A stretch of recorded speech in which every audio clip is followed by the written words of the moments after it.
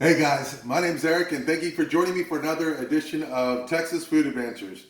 We are here in my Texas kitchen at my house, and today we are going to be cooking the steak of all steaks, the top of the food chain, other than Wagyu, of course, but the man's man steak, the Fred Flintstone steak, if you will, the USDA Prime Choice Tomahawk Ribeye. Now, this is the portion where I will probably go through how much it weighs and the size and all that. I have no idea. It's just gigantic. And today, we're going to show you how to cook it. Stop. Okay, so first things first. To start the Tomahawk Ribeye cook, I have preheated my Z-Grill 700 series pellet grill up to 375 degrees. So that is out back and it is heating up and it is about ready to go. But before all that happens, we are going to prep this steak. And the way that we want to prep it is we want to take a good hold of it and we want to put a binder on here. What a binder is, we're going to bind some seasoning to this. Now the binder that I'm using is some extra virgin olive oil. Now you can get all the high fancy stuff that you can find at your store, but to be honest with you, regular extra virgin olive oil from Walmart is going to work for you. So that's what we're going to do. Go there. I'm going to get the sides.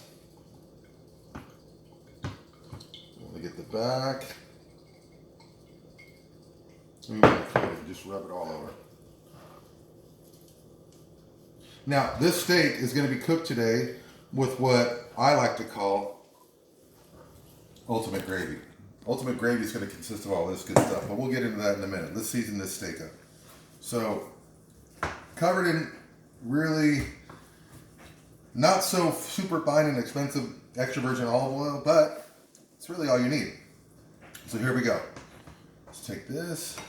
Now, I got my spices and my rub here, and honestly, this is basic too. What you can use, and you can use anything you want, whatever you like, whatever your favorite spices and rubs are. Mine happens to be the Uncle Chris's Gourmet Steak Seasoning. This stuff is thebomb.com. You can find it at most grocery stores. Now, I got this one, and I also got his steak seasoning regular. I combine them together with a little bit of cracked pepper, and that's going to be my seasoning for today. You don't need much when it comes to steak. So let's season this out. Now, it already has salt in it, so if you guys are sitting there watching going, okay, where's the salt at?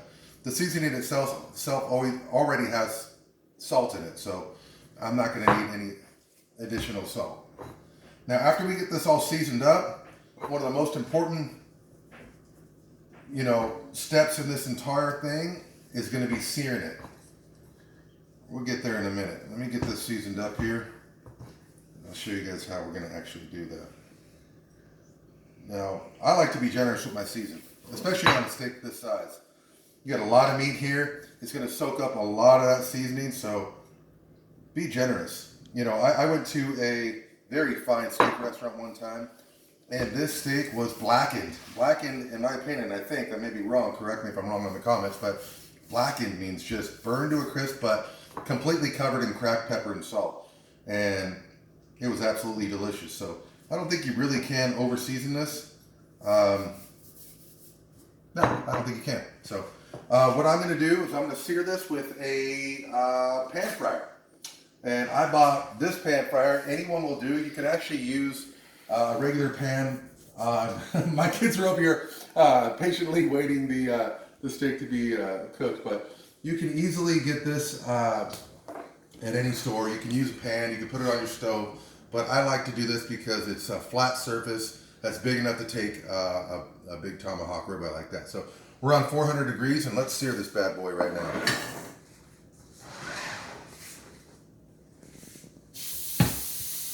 And that's exactly what you want to hear. Now push down on that.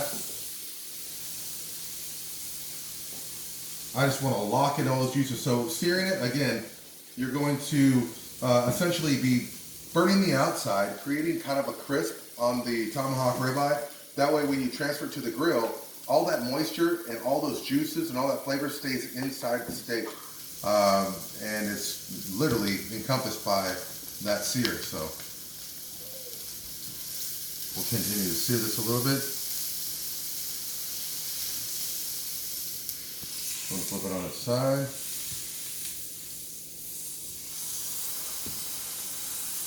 That is such a beautiful sight. The smell, I wish you guys could smell what I'm smelling right now coming off of this steak. It smells phenomenal. And you could really tell the difference between searing and not searing your steak, especially in a steak this big. It's night and day. You really want to take the extra couple moments to sear this steak. It's going to make a big, big difference in the way that it cooks, the way that it tastes, and all of the above. All right, let's get the last side here, and then we'll take it out to the grill. And then we'll go into the ultimate gravy mix that we're going to do on this steak.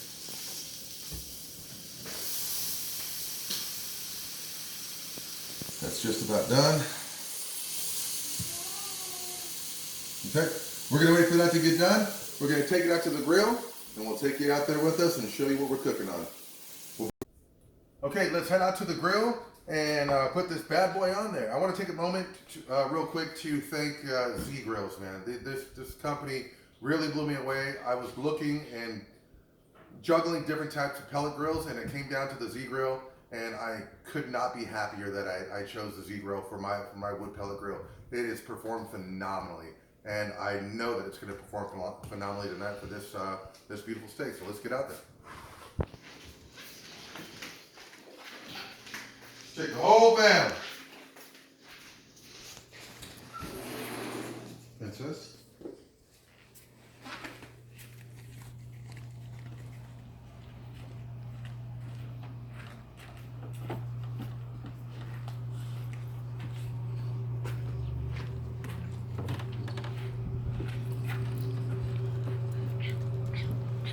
Ouch.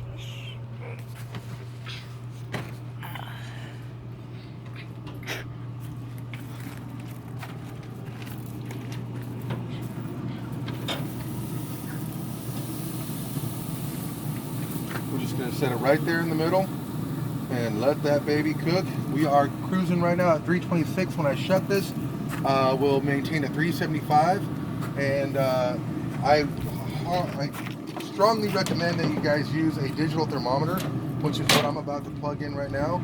It's really going to let you know when to pull that steak off. We'll go over temperatures later, but it's going to absolutely let you know when that steak needs to be taken off there at the right time. And that's really half the battle when it comes to cooking steaks to your preferred cooking temperature. All right, so we're going to put this right down in the middle. Bam, perfect. Just like that. All right, let's head back inside and make the ultimate gravy.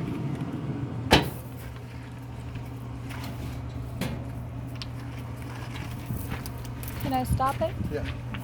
Okay, now that the steak is on the grill outside, we can come back inside and we can make our ultimate gravy. Now, the ultimate gravy, if you're asking, if you want to know what that is, this is the best gravy that you're going to be able to make to go on top of your potatoes. And I'll be 100% honest with you, I dip my steak in it. It's phenomenal with steak. It's phenomenal with chicken. It's phenomenal with a lot of things.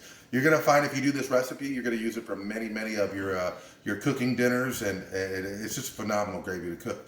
So now what that gravy consists of is, now I happen to have, obviously if you see my other videos, I like hot stuff. So I happen to have a lot of jalapenos in there, chopped up onions, and mushrooms. Real simple, real easy to do that. You can get those ingredients pretty much everywhere, anywhere.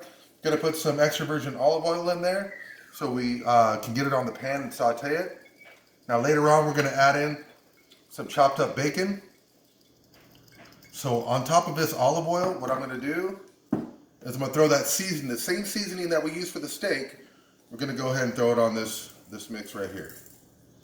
Trust me guys, you try this, you're gonna absolutely blow away your family and friends. If you invite them over for dinners, they're gonna absolutely love it.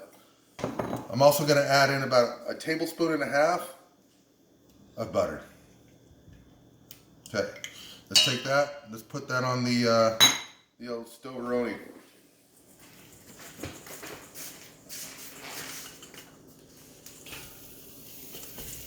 And what you want to do is throw that on your stove, mix that around until it's nice and sauteed. All right, guys, the time has come, and we're going to go take this steak off the grill. It's reached a great temperature. Now, rare is 120 degrees, Medium rare is 130. I'm gonna take this up at 125 because it's gonna give me a nice, juicy, bloody steak. That's how I prefer it. That's how I recommend it. But we're gonna go take that off and we'll be right back. All right, guys, the time has come and the steak is done. It's reached 125 degrees. That is the exact temperature that I want this tomahawk steak to be. So let's go ahead and cut into it and see what we got.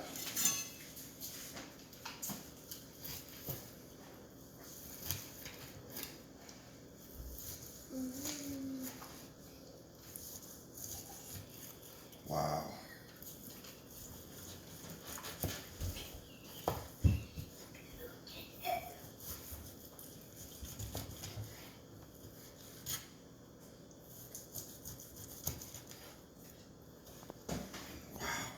Just amazing.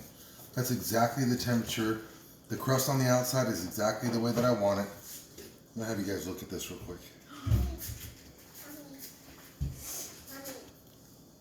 There you go. That's exactly what we want, guys. All right, we'll be right back and we'll put this thing all together and show you what we got going on. Okay, now we've got the ultimate gravy ready to be, already prepared, ready to go. I'm not going to give you my secret recipe on the actual gravy itself. It's my own family secret recipe. No, I'm just kidding.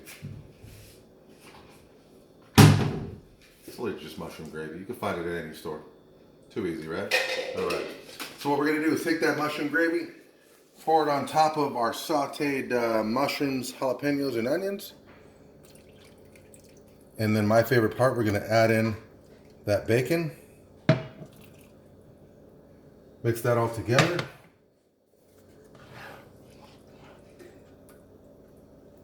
Okay. Let's bring it over here to the steak area. Now, you can prepare your mashed potatoes any way. I never use boxed mashed potatoes. If I did, my wife would literally divorce me. So we did just make regular mashed potatoes out of regular russet potatoes. You can use any potatoes you want. But this is how this is all going to go together, guys.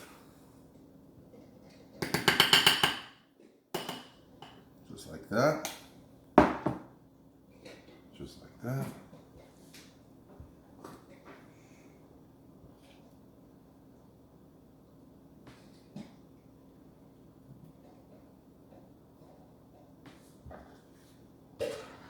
Take our gravy and just pour it over the top.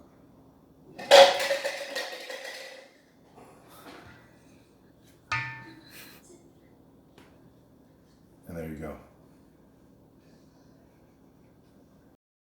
Okay guys, this is how it's all going to come together. You want to take your regular just mashed potatoes, cook them however you want, mashed. I do not recommend boxed, but just regular mashed potatoes. Take those, put them right in the center here, just like that.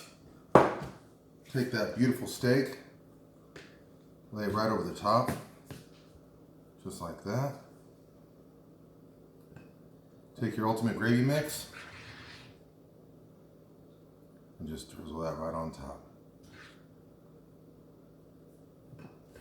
And that's it, guys. That's how you make a tomahawk ribeye. My style, Texas style.